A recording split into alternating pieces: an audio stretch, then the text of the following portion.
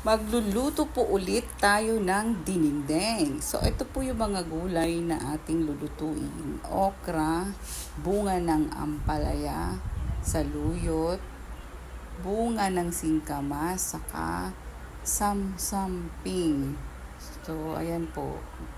Tapos po, hasawgan po natin yan ng hipon. Pakukuluan lang po natin siya sa sibuyas.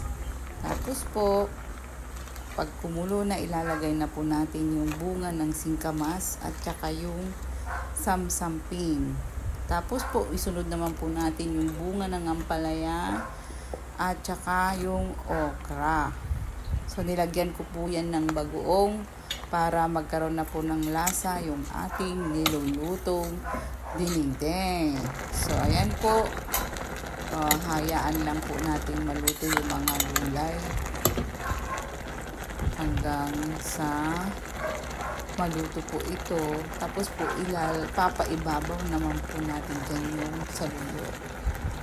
So, yan na po yung ating nilulutong tinindeng na napakasarap.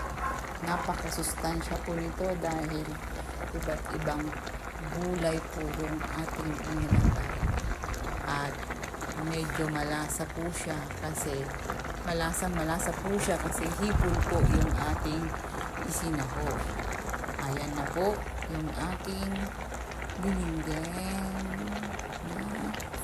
na napakasarap.